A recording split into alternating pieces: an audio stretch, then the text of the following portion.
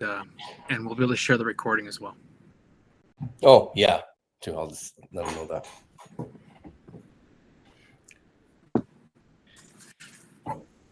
You guys just let me know. Okay. All right. Well, I guess though why we joined here was just like the title said, to go over the difference between recreational and therapeutic psychedelic use. And I guess there's something to state in the beginning. It's not that we're anti-recreational by any means. We're all grown adults here, and people are going to do what they're going to do out there in the world. But there are some things that we've been. I had a lot of questions from friends of mine. They'd be like, "Oh well, what would be the difference if I just did that at home or did it at the campfire or did this and did that?" So there was enough people asking questions that what's the difference between this and the difference between that. We thought it would be worth, we've listened to enough podcasts and read enough books that if people want to know what the difference is, we can easily discuss it. So that was kind of the intention of giving everybody a chance to come join us here live, or we're going to get this on recording, and then people can watch it at their leisure. So if you want to throw the show up, Greg, we'll kind of go over some of the key points. We were going to touch on recreational aspect of it first. And again, not speaking on anything in a negative light, but just going to speak on some of the points that we'll go over, that there's some different aspects during the therapeutic that you don't think about when you're just doing the recreational part of it.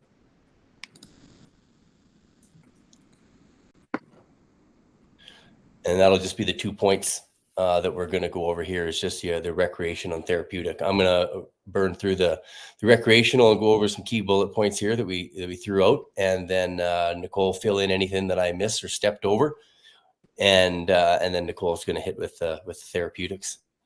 So in recreational, a lot of the times you're doing them alone, or in a group of individuals that maybe aren't on the same playing field as you, I guess is a way to put it, or in the same headspace. If they are being done alone, there's just a big open gray area as to what am I taking? How much did I take? Did I take enough? Again, the random estimated dose is another thing. You do you put a cheekful in, you put a little bit in, and how much is enough, and how long have these been sitting in the drawer, and who did I get them from? And so there's just a large variation. And along with that can come how it's going to react to your body, and it might have an interaction with food.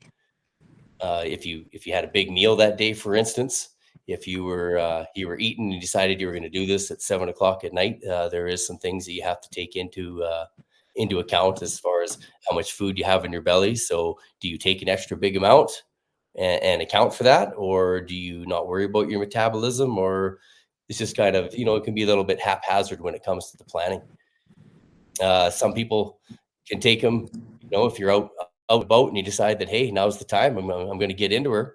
Nothing wrong with doing that. But if you burned a joint with your buddies, or you're 6 beer in or 1 beer in, or even if you had 4 Red Bulls throughout the day, maybe it's going to, you might get some heart palpitations, or you might feel like maybe this is not the right kind of train to be on. And you don't know that. And I guess it's trying to put that in there that, again, everybody's a big kid, but if you're not sure what you're stepping into or how things are going to react with one another, then there's a lack of consistency, I guess, is what you're really going to notice. Conversations, visual stimulation. If you are doing it recreationally, recreational psychedelics are exactly for that. You can get put into some deep conversations, whether it's with yourself or whether it's with people that are around. If you're sitting around a campfire, or if you're interacting with people when you're hiking or something like that, there's going to be a lot of visual stimuli that is going to keep the psychedelics at the forefront of your mind. And that visual stimuli, whether it's something being a little wiggly, or some waves, or everything is just super extra wonderful and colorful and touchy-feely, like rocks, so on and so forth. There's nothing wrong with that, but it's not going to be used for a therapeutic. It's going to be used more for just an experience, which is great. And that experience might not be as rich and fulfilling if you're having the conversations with people, and you're having physical experiences and also visual stimulation.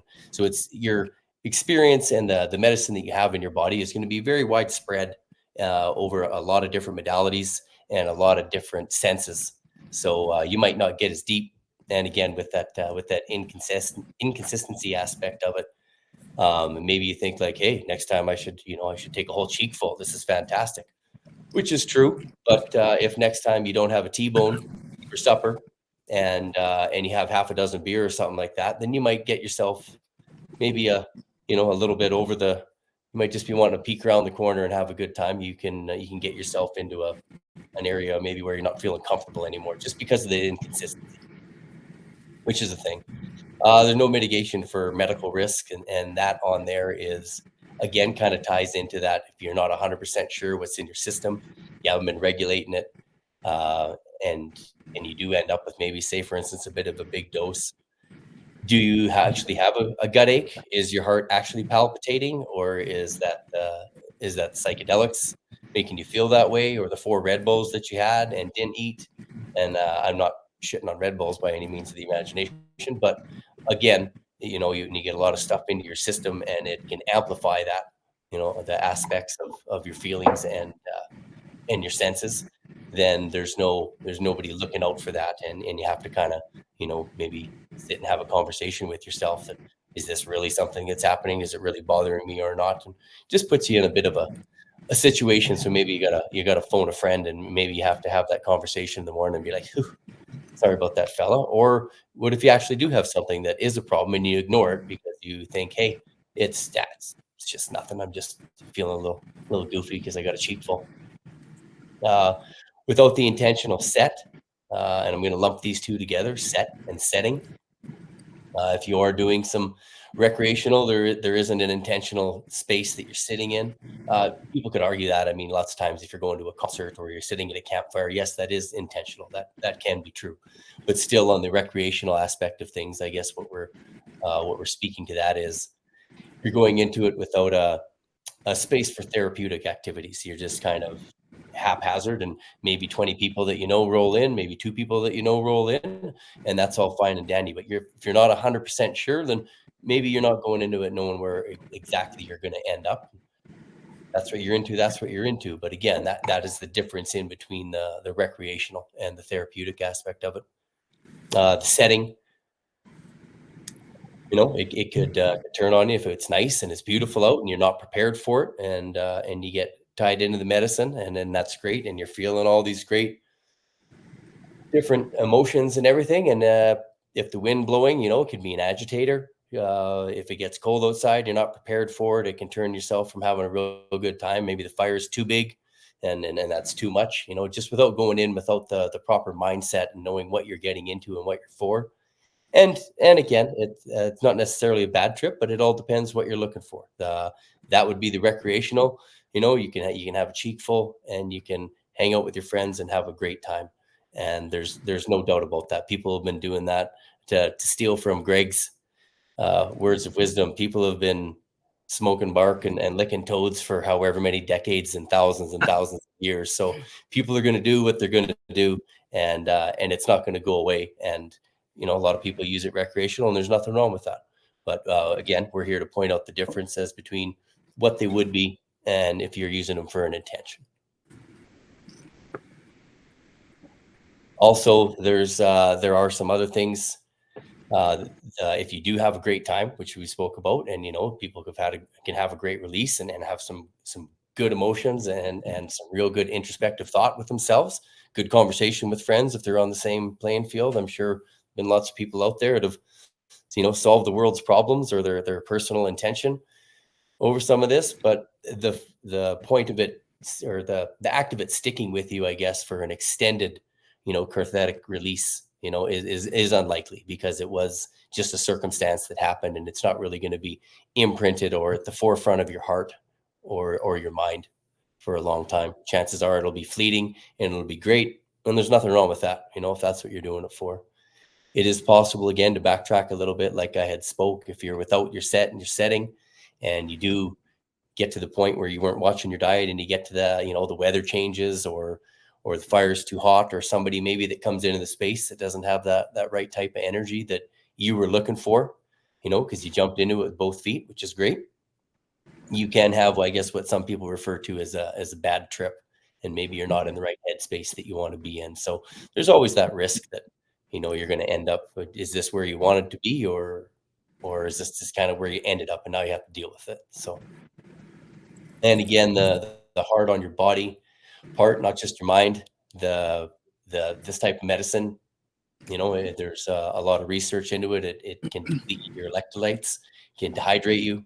That can cause you to be hard on your joints, hard on your stomach. If we backtrack again a little bit there with if you don't remember exactly what you ate, or you didn't plan out to do this, you had a bunch of dairy. Maybe this is something that puts you a little over the edge. It can just give you unnecessary physical uncomfortability, which is not what we're looking for. And there is a small aspect of danger.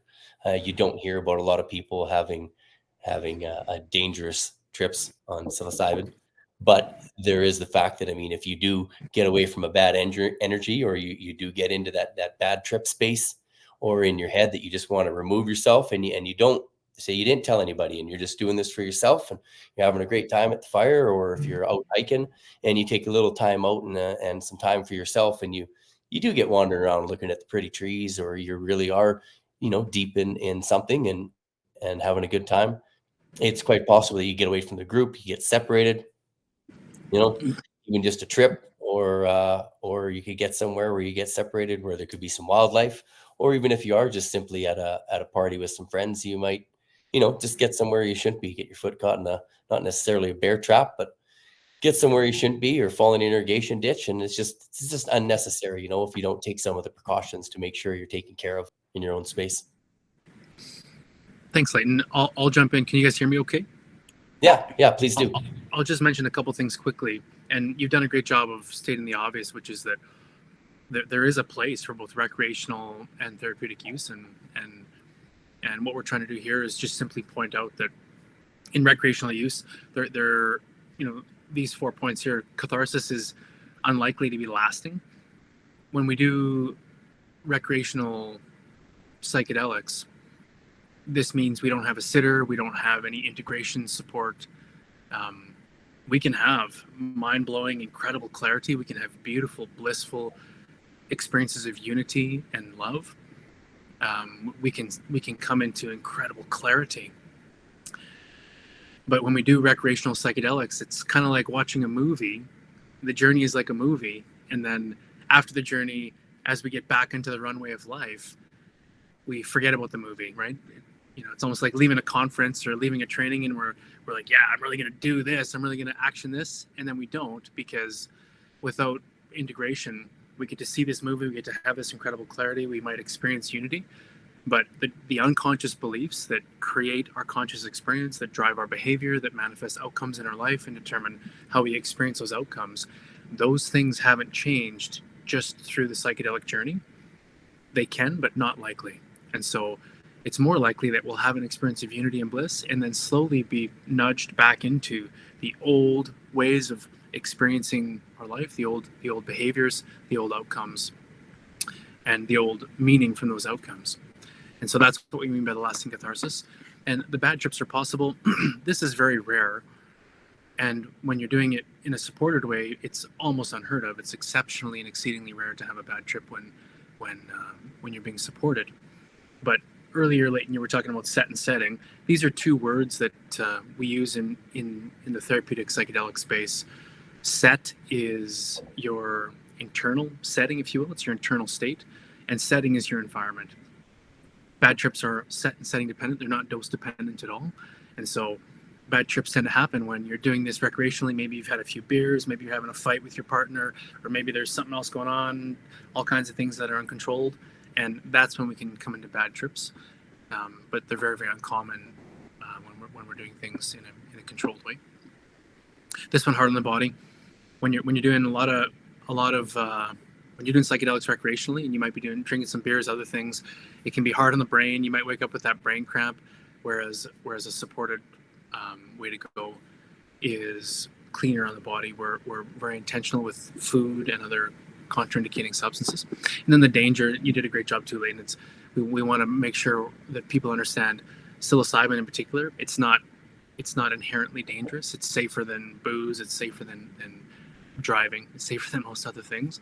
But if there's been no medical screening, there could be a contraindicating medication or substance in your body that can lead you into some deep water.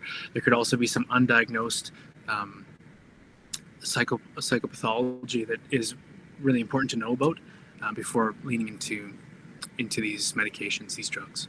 Yeah, awesome. Anything else you want to add, Leighton or Nicole, before we jump into the other side of the coin, which is the therapeutic expression of psychedelics? Well, I do actually. I just wanted to say, when you were talking about bad trips, how I think of bad trips are unsafe. So in a therapeutic setting, I would say that would be like unheard of, like you said. Whereas with the recreational, it's much more possible because they don't have the people watching them, or, So I guess I was just I'm just saying this because I was wondering what everybody would think a bad trip means. But to me, it means just an unsafe time. Yeah. And you did a great job of wrapping that up. I got to the end of that, Greg, and I was like, man, I made it sound like recreational psychedelics is not a good time. And that was not my intent by any means of the imagination. So thank you very much for going over just going over that stuff. Appreciate it. You betcha. Yeah. Oh, yeah. Oh, no problem. How can you tell Leighton's from a small town, hey? Irrigation ditch? Hey, these are real life things that happen to real life people. Yeah. I read about it somewhere. Yeah, that's a good thing to add, Nicole. And it's important to make a distinction between a bad trip and a gritty trip, right? Bad trips are where, we want out, we need out, our skin is melting off, all of the typical things that you hear about. And that's really different from a gritty trip. A gritty trip is a trip where you're moving through big emotion, you're being confronted with very difficult things, but you're always feeling supported, you're feeling safe, you're ready to lean into that, you want to lean into that because even in your psychedelic journey, that is the pathway to freedom and it's available to you. And so we, from a therapeutic perspective, we love gritty trips because in a gritty trip, the psychedelic medicine is supporting you through something that would be really, really hard to move through without the psychedelics, would take a long time. And involve, a lot of kicks to the genitals, really, is what we joke about. But on a psychedelic journey, you're able to do that in a very condensed, cathartic rocket. And so we love gritty trips, and that's very different from a bad trip. That's really important that you brought that up, Nicole. Sometimes people hear bad trip and they don't quite know what that means. And in this context, what we're saying is that a bad trip is where you haven't been supported, you're not feeling safe. Your neurology is not regulated. Your vagus nerve is not regulated. So your fight or flight is kicking off while the medicine is destabilizing your conscious constructs, meanings falling apart, time is disappearing. And so you're having an experience of fear and it's a traumatic experience. That is, as we said, almost unheard of in general, but it's really, really, really unheard of in a therapeutic context. Yeah. Okay, so I'll kick it over to you now, Nicole. And here we are with part 2. Awesome. Talking about therapeutic setting and how it differs. I would say for me, what would you, if you, maybe you'd agree or not, that the main things that are different between recreation versus therapeutic would be safety and consistency. And then along with the things we do with therapeutic. That's a big part. And one of the ways, there's 3 things we're going to talk about that have to deal with basically safety and consistency, and that's sitter, intention, and integration. And we'll start talking with sitter. This is our first webinar, by the way, so we're going to be a little bit shaky. No, we're good. One. We're killing it. Great. Yeah, awesome. So a sitter is basically a designated guide that the client will have that will help figure out any contraindications, which means any medications they may be on that will not allow them to be able to do that kind of therapy, or maybe they have some illnesses that may not allow them to do this therapy. Anything basically that is no, you can't do this therapy, your sitter will help you to figure this out. A sitter will also keep your body safe. Obviously, they'll be there to watch, to guide, and I love the idea of a sitter because they're basically there to help you with your journey without interfering too much. So safety and comfort without direct interference is probably the best way I would say that. Yeah. The sitter prepares and maintains the setting, which is what we were talking about earlier, the setting being like the physical environment. So sitters typically want to speak with the client beforehand and ask kind of if there's anything, maybe there's triggers that they don't like, certain lights. I know specifically for me, I hate bright white lights. I like warm lights. I don't know what it is about like the white lights, but I hate them. And I'm always like, can we have warm lights, please? So things like that. Plus, will help prepare like a comfortable area for the client to lay down or sit in for most of the time. And prepares and supports the set, which we talked about earlier, also meaning the mindset. So helping the client to prepare prior to the therapy. So, having conversations about why the client is wanting to do the therapy, what they're hoping to get out of it, and just making sure that they're in the right space and they're ready for this kind of therapy.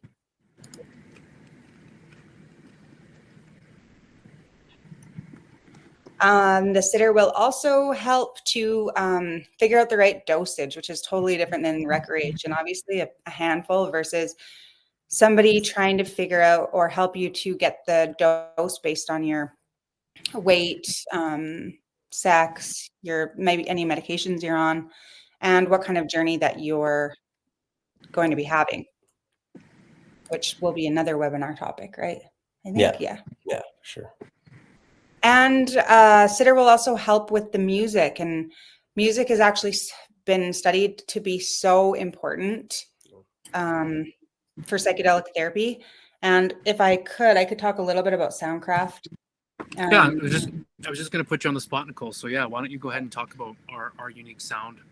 Perfect. I would love to. Yeah, because I love it so much. I was reading some studies about it.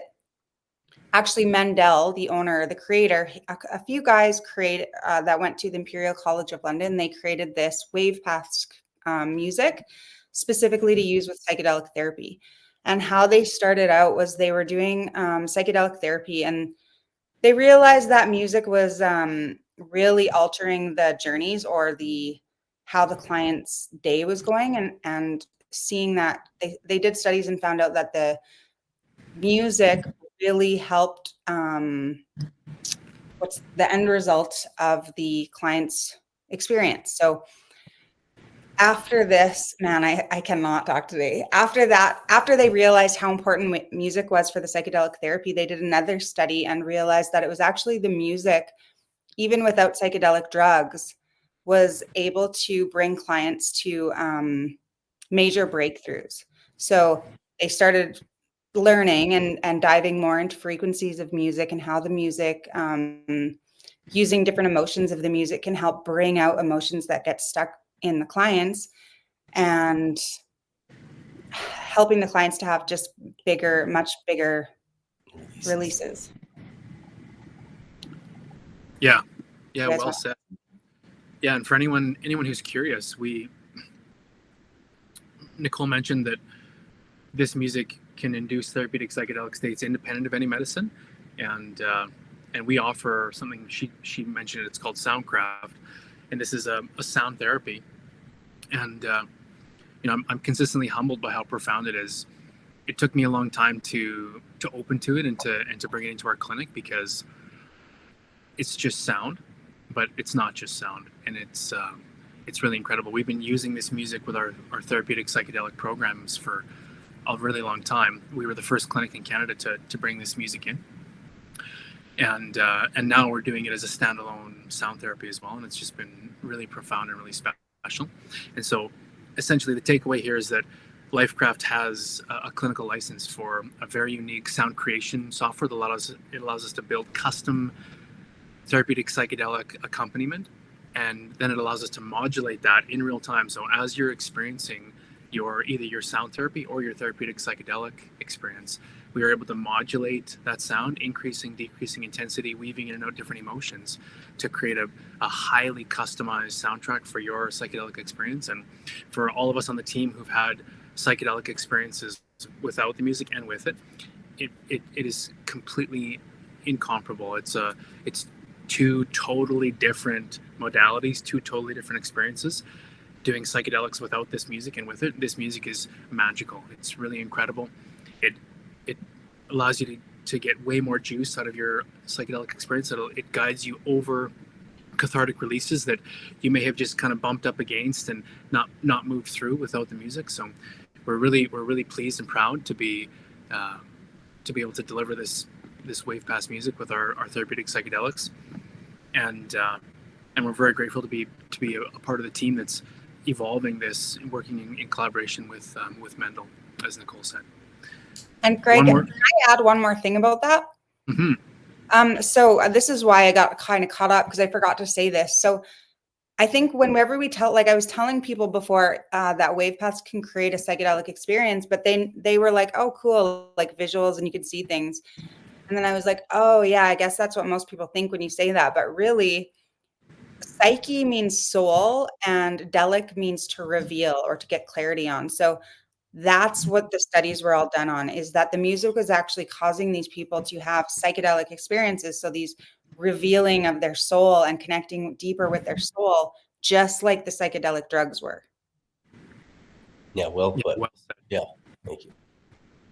Yeah, in the clinic, after a Soundcraft session, people will swear up and down that I was waving essential oils under their nose, or like blowing a fan on them. They were feeling a breeze, or like bright lights. And the truth is, they sat there in the dimly lit clinic room under their heavy blanket with their headphones on, and I just adjusted the music in correspondence to their body language and the way that their nervous system was receiving that music, and it takes you places. It takes you to what you need to see, feel, know, and understand to gain freedom, and it really helps you move emotions that are no longer serving you.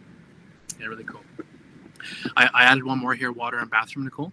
Mm-hmm. Yeah, perfect. Yeah, definitely. Both very important for the client, because sometimes it may not be easy to do either of those things, drink or get up and go to the washroom. So having somebody there to help guide or bring you things is really valuable. Okay. How long to take care of you? Yeah. Yeah, for sure.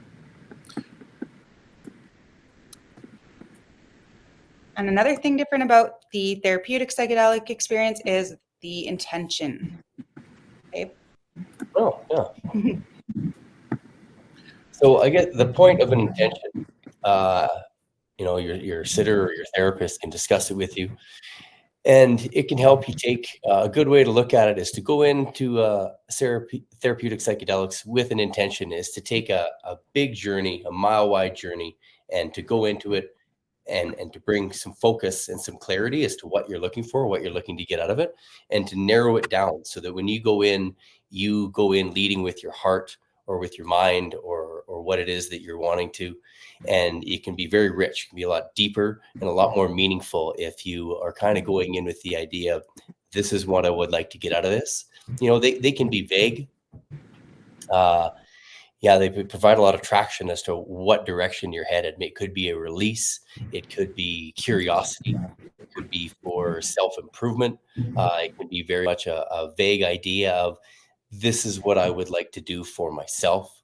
And it'll focus your experience so that you can lean in with your heart, or you can lean in whether or not there's something that you want to see, something that you want to know, and it can very much help you pinpoint that and give you the most out of your experience for what you're going to do.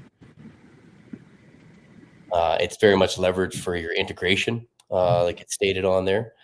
We go into that next, but it's a lot easier to keep these big releases and to keep traction and to keep this at the forefront of your mind and your heart like we had spoke before, the recreational aspect of it, that it can be quick and fleeting. If you go in with an intention and you've been thinking about it for a while, and you've got it in here, and you know what it is that you're wanting to get out of this journey, and you get that with that intention, you go into your integration and you're like, I did it, I witnessed it. And when you're in it, you can really lean in and you can really surrender, which is a word, you'll hear a lot in this. But if you know what your intention is and you know what you're looking for, you can really, really surrender into it and feel it and get the absolute most out of it and witness everything that you want to. Yeah, well said, Leighton. When you do a big psychedelic journey without an intention, it's kind of like getting shot out of a holy shit cannon into the universe, and you're basically going to have a 5.5 hour experience of seeing this, going there, experiencing this, and you're not able to remember all of that. And when you get back, it's kind of like you just read 50 books and you don't even know what part of the library you were in, right? And intention, just as you exactly said, Leighton, an intention really focuses your journey, and it's one of the magical mysteries of psilocybin that it somehow knows your intention. It's the wildest thing that when you state an intention, and any of our supported journeys, we guide you through creating an intention, stating an intention, surrendering an intention through a ceremonial process. And when you do that, the medicine somehow knows your intention, and it just takes you to this thing, that thing, shows you this, and you get clarity on this, holy shit, takes you to that thing over there, that past experience, that past life, and everything just goes click, click, click, click, click. And so the intention really contains and allows you to ask the universe for a particular thing, and it guides the journey to provide that to you. Just as there's a profound difference between having no music or having just a typical Spotify playlist versus having the type of structured and intentional music that we bring. Similarly, there is a massive difference between having no intention in a journey and having an intention. It's a big deal. And this last piece, which Leighton said we're going to talk about in a minute, your intention really contains what your journey is going to show you, the things that's going to shift inside of you. And we carry that through into your integration so that there's a real continuity, and we really have traction on this experience by coming in with that intention that you've chosen first. Yeah. Anything else you guys want to add to this one?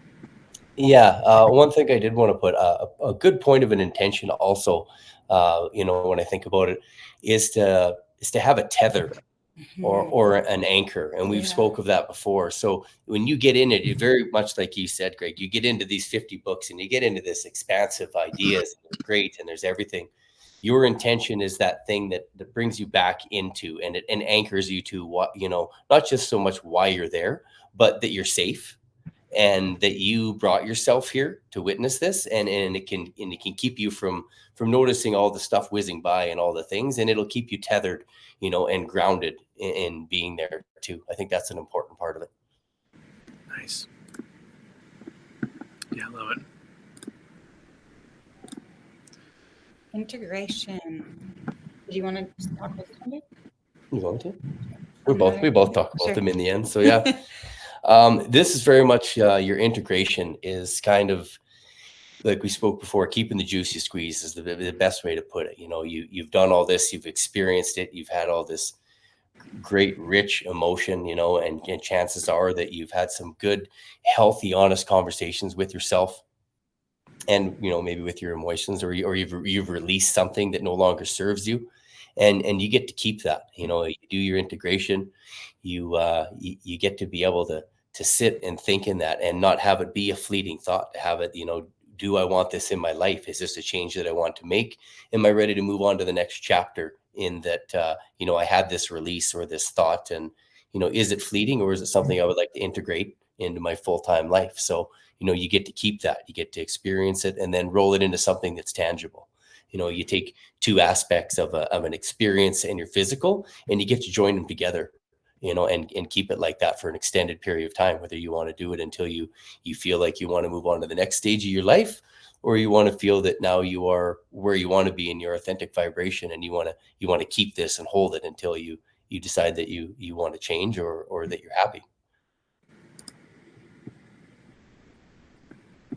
It helps you honor the medicine. in that you took this medicine and it was for a reason. There was an intention. You had asked for this. You took the medicine, and there was a reason behind it. Not just so much, not to ball on the recreational, but there was something here, and we're taking it. It's not just for abuse. It's not for that. We're not taking as much as we can take just to see where we can at. It is to to honor that and to use it for what it's used for, which is the medicine, and to and help to have those releases. And it can help you create the lasting behavior change that hopefully your intention, if that's what it was for, gives you the ability to do that and to keep that and to keep it not just as an idea or a past experience, but an actual, again, I like that analogy of bringing the physical and experience together and keeping them integrated and keeping it with you, not just as a memory, but as an actual change and something that you're going to be able to tangibly use in your life moving forward, which was the whole point of bringing yourself to this. Nice. Yeah, nice work, Lane. Yeah. Yeah. And the story of how LifeCraft came to be doing this work is so relevant here. It's a whole webinar's worth of story, and actually we've done that in the past. That the recording's available, but I'll give a quick punchy piece, and it's essentially that I was invited to do a therapeutic psychedelic journey with a couple of colleagues who had a therapeutic use exemption for psilocybin. And after the journey, I remember sitting in the retreat center, and my heart was so open. I was so present in the moment. I felt so safe in this love that felt so authentic and real. It was something I couldn't remember having experienced as an adult, but it felt so familiar somehow, and I knew it was the truth. And I remember sitting in the retreat center just thinking about my wife and my kids, and I was weeping. I just couldn't wait to hug them and hold them and love them. I felt so open and free. And then 3 hours later, as I pulled up on my driveway, that was gone. And it shocked me. I remember I'm sitting in my driveway holding my steering wheel, kind of going, come on, love, where's the love? Where was it? But it was gone. And as someone who works in behavior change every day, as we all do with the LifeCraft team, and understanding how the unconscious mind creates our conscious experience, I could feel my unconscious mind pulling that love away, saying, hold on, dude, it's my job to keep you safe. And it's not safe to love the world that much. It's not safe to be that free. It's not safe to love the world more than it might love you in return. And so it was choking me off to keep me safe, right?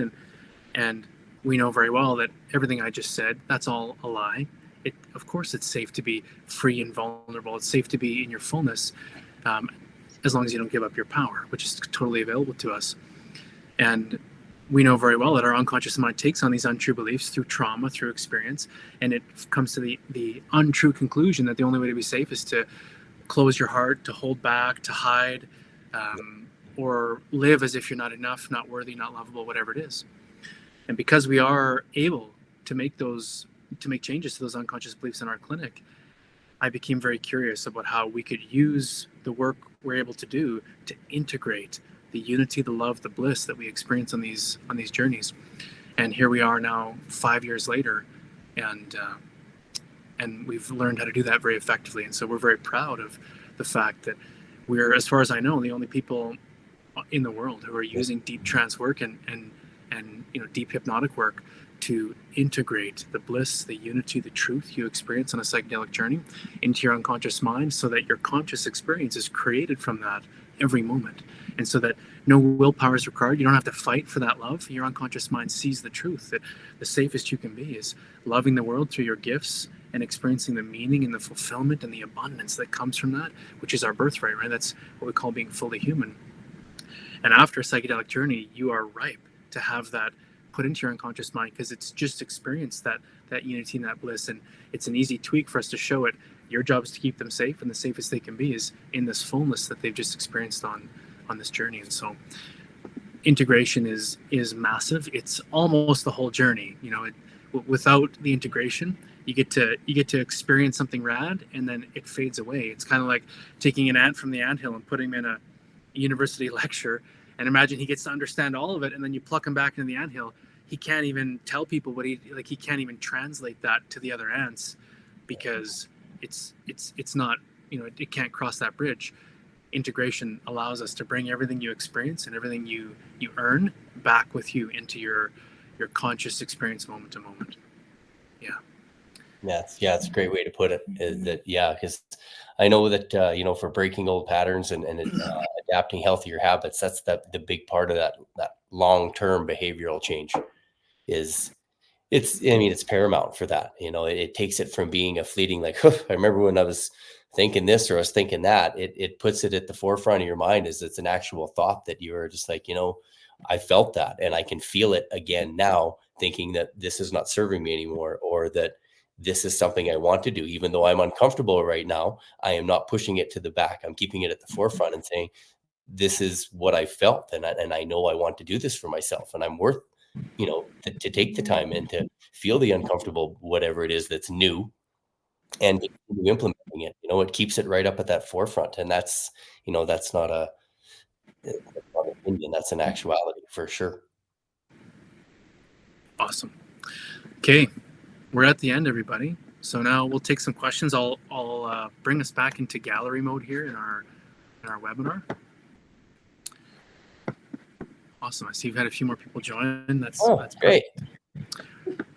There's some familiar faces. Awesome. Yeah. Welcome, everyone.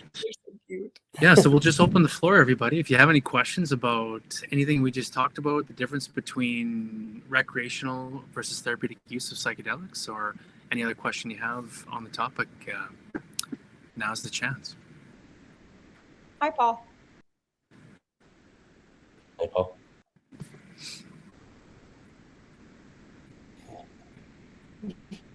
People are saying hi there. I think if you look at the bottom, if you just tap your screen, you'll see there's a microphone icon. You can tap that and we'll be able to hear you. Yeah, That's my mom and my auntie. Okay. Cuties. Oh, look at her. She's all grown up talking about drugs. Yeah. Medicine. You like to use the term medicine. Thank you, Paul. Well, you can see drugs. Yeah, you're all grown up, my little beautiful girl. Okay. Bye, Mom. Bye, Mom. Did you go mute? I did. You're so cute. You still got it on. Yeah, so that together. Priceless.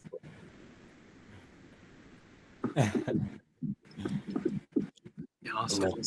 Go over the intention. I know something we didn't talk about was the distance in between the time that we that individuals, from the time that they have their journey and then after the time that you take before you do the integration. I think it's worth mentioning that after a journey happens, the best time to do an integration is at least a week, if not maybe a little further, a couple weeks after, just for the fact that to let everything sink in. There might be some big releases or some aspects of internal dialogue and internal thought that you might want to mull over. You're gonna witness the world a little bit different. There might be some feelings that you feel a little bit different. You want to be able to go through the world and realize that there's things that and to steal Greg's words again, a lot of interesting things can be at the forefront of your mind that you're going to witness them different, and you're going to think, how I'm feeling different now, or I'm experiencing this different. Everything in life is an experience. So has it changed? Do you like this change? Do you want to continue with it? How does it make you feel?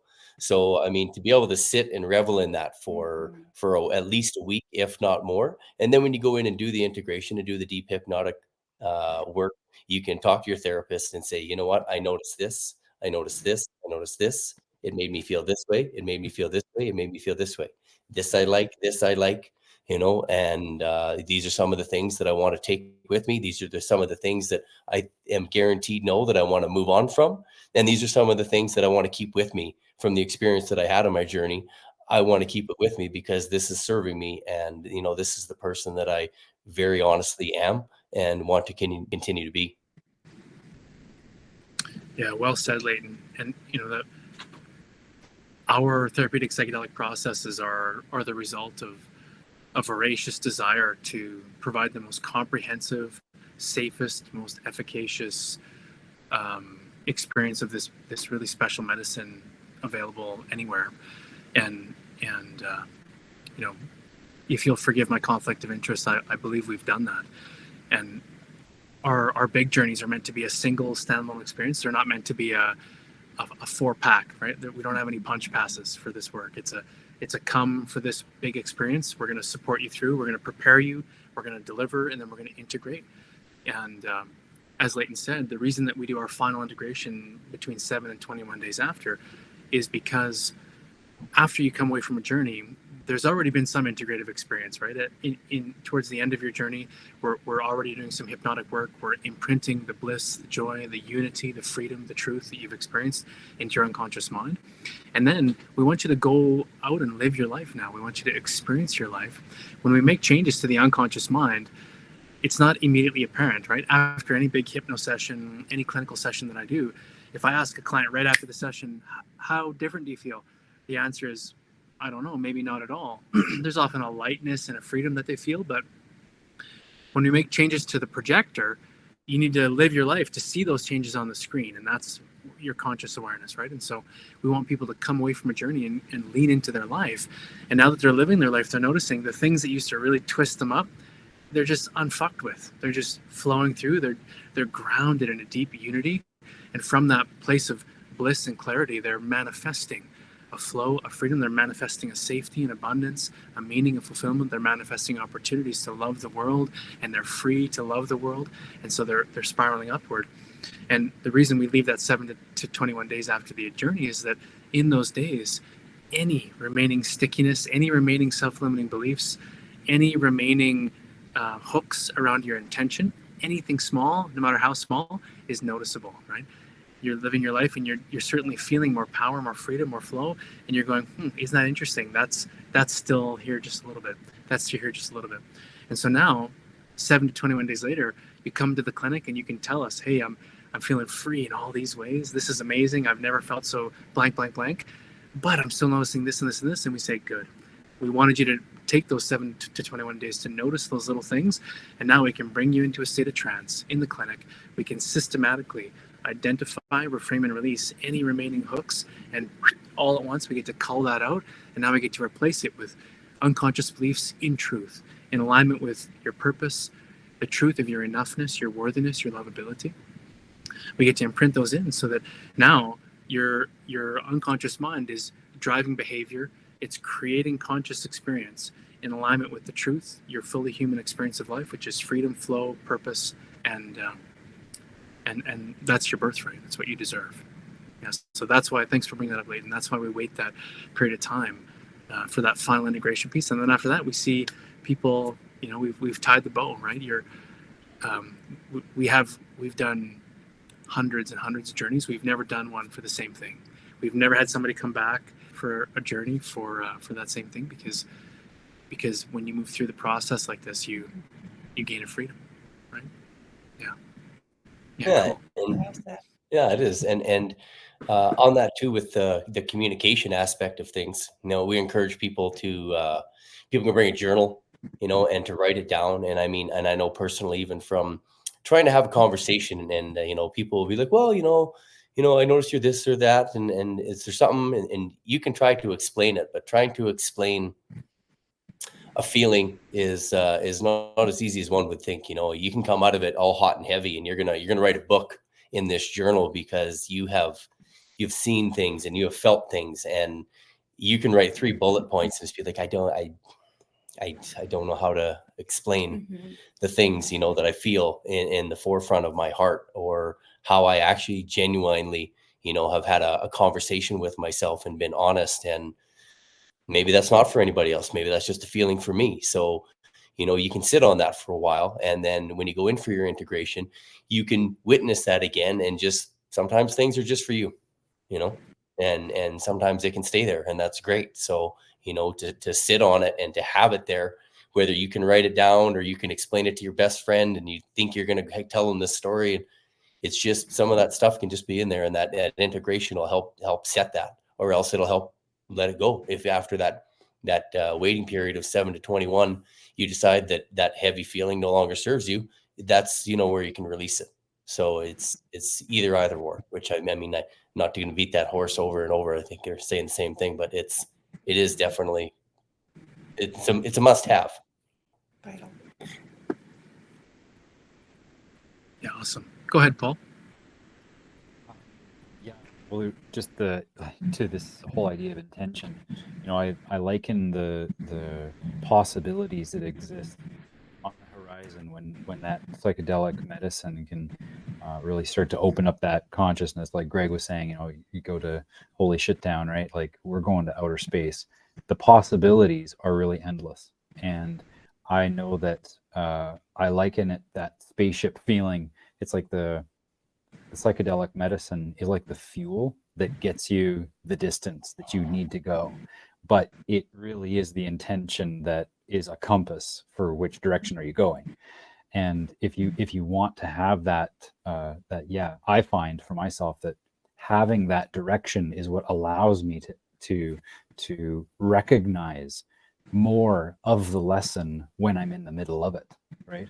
If I don't have an intention, whatever I'm seeing is literally like from Alice in Wonderland. Like I have no idea what the hell is going on. Everything is upside down. But with the intention, I can start to take these lessons and start to figure out, oh no, here's how it actually applies in my real life. And it's not that actually makes the transformation that everybody talks about. It's the taking the lesson and applying it in your life that is the transformation moment. Yeah. Very well said, Paul. Yeah, I love it. And when you do a journey like this and you're supported with the deep trance work, no willpower is required.